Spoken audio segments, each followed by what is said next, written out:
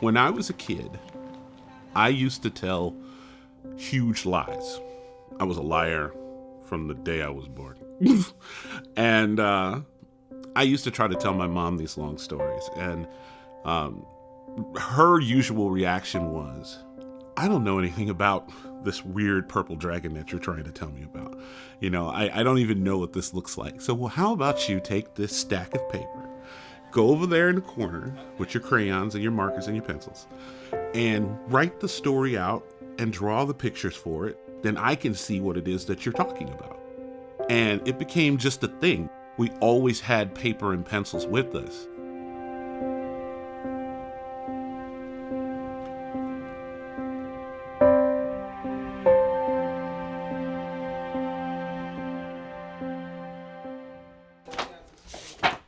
So I keep one of these pretty much.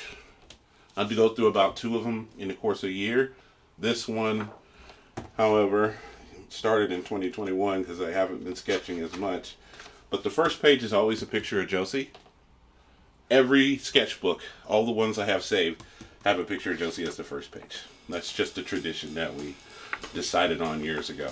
Me and Josie met when we were teenagers, probably. She was just turning 16 and I was 17. My friends and I were out just walking the mall. My brother and I were hanging out at the mall. They dared me to go and talk to a boy. And Josie walked up to my brother and was like, hey, you guys got 25 cents for a soda? That's how I met Brian. I went and talked to them. Somehow we had exchanged numbers at the time, and then she called our house. So I thought she wanted to talk to my brother. But he had a girlfriend at the time. And apparently I found my mojo talking on the phone. We would call each other. We would write letters to each other. With really bad poetry. And that was kind of how we started. It was our kind of mutual love of writing the letters and expressing ourselves through words. And it built not only just us together, but also our partnership. And so I could see us possibly working together even back then.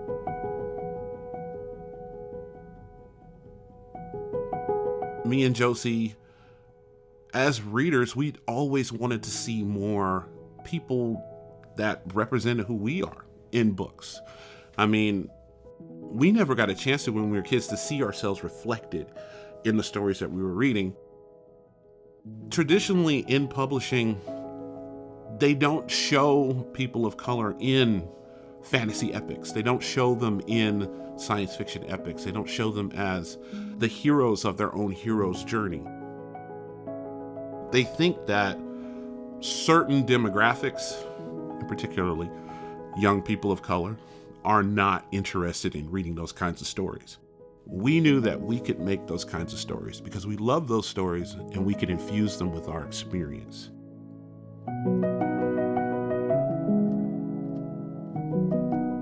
My mom always said, if you don't see it the way you want it, then you need to create it. And that's always stuck with me. So I feel like our position is to create the things that we haven't seen. I didn't see a person of color in a story for a long time, not when I was a child. So we have a couple of stories where they're the main character. Knowing that we have 16 books, we offer classes, we do seminars. It feels like that we're still very much not known. We put 100% into everything, but it's like running your head sometimes into a barrier over and over again. And we're just going to keep at it until we break through. But right now we're kind of dizzy. And it's been hard for us because we're foster parents.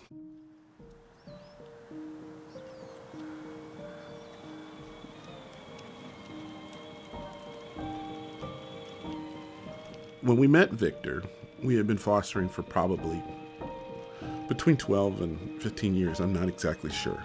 Josie and I decided to be foster parents when we were in college. We were dealing with some issues of fertility at the time, and we decided that we love children so much, we don't want to waste our love of being parents. So let's be foster parents. So when they called us about Victor, we had a placement with us at the time. We were like, I don't know. We're in the middle of transitioning this other kiddo. I'm not sure if we can take another one right now. And they were like, okay, well, just to let you know, his name is Victor. And that name, it was like somebody rang a bell. It was like, dong, Victor. And I was like, okay, we'll take him. I don't know why. That name, for some reason, triggered something in my heart. And I was like, yeah, we'll take him. And we got him. He was 2 months old. Nobody was there for him. And I knew from the moment I held him, I was like, this kid is the one. He's the one that's going to stay. He was like the sweetest little grumpy baby. I just remember his little grumpy face. And then one day, he was laying on my chest and he had the biggest smile on his face. It was transcendent. And that moment I knew that that was my son and that he was going to be my son forever. Wait a sec. You got a little schmutz. Sorry. The story of Kamari. We got a couple of calls from DHS wanting us to go to the hospital and pick up an infant. And they're like, will you consider, taking this kiddo in as a foster placement? And so we were able to pick him up from the hospital. And that was a really exciting experience. And I was like, are you sure we were able to just pick him up and take him? And they were like, yeah, you can just take him home. And I thought I was going to break him, just put him in the car seat. And so we've had him since he was 4 days old.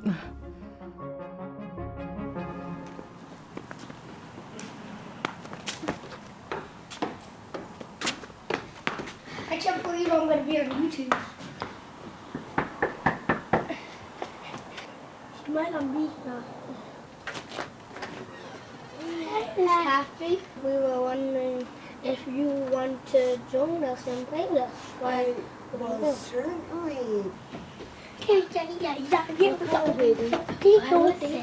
I'm going to get my shoes and I'll be down. Okay. Dad. Got rock, paper, scissors, shoot.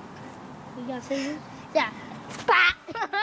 6 years ago, we were like, wouldn't it be nice if there's a place where we could have foster families all together in one place? And our case manager said, hey, do you know about Bridge Meadows? We talked to Renee, and Renee was like, wow, you guys never heard of us? And we were like, no, what is this place? I'm Renee Mosley, and I'm the Associate Director of Bridge Meadows. Bridge Meadows is an intentional, intergenerational housing community supporting permanency for foster youth while also providing meaning and purpose for older adults. When we met the Parkers, we knew that they were staying in a really difficult housing situation. Not only did they need the support, but they needed to know that their housing was safe, and they needed to know that their kids would be safe and have a safe place to play.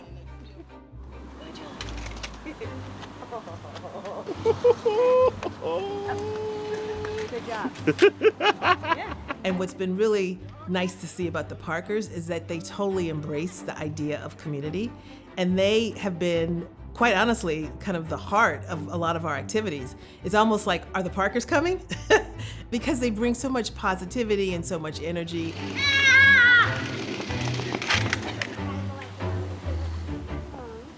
This Happy is kind of like a grandma to all of the kids. To all the kids? She's like the grandma god and the candy god. My name is Kathy Hackney, and I also adopted a son when he was 3 months old. It's not easy at times, to have to explain to your child that he's adopted. And like I told the children, your mom and dad chose you and adopted you, and I chose you as my grandsons. I go over and talk to Josie, and she talks to me about some of the challenges we have with our children, and their imagination and spirit is in their books.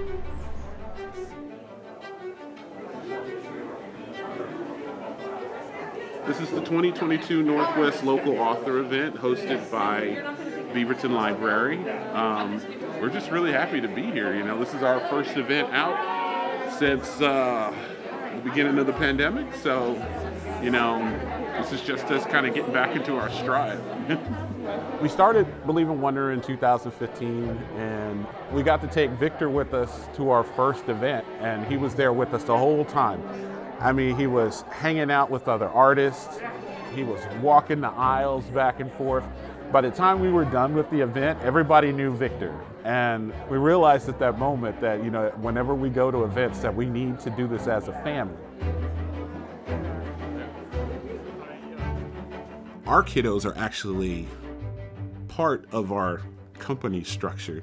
We call them our CIOs, which is our Chief Inspiration Officers. So their job is to search out things that are inspirational, not only to them, but to us, but that they think would be inspiring to other kids.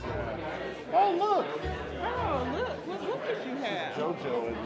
They help motivate us to want to keep putting out things, and we want to make sure that they see how we are living our truth and we're putting our light out there and we're trying to inspire. As we're reaching our 16th book now, we're starting to get people to see. We're starting to get people to notice us, and it just took the publishing industry this long to realize that people of color are like aching for these stories.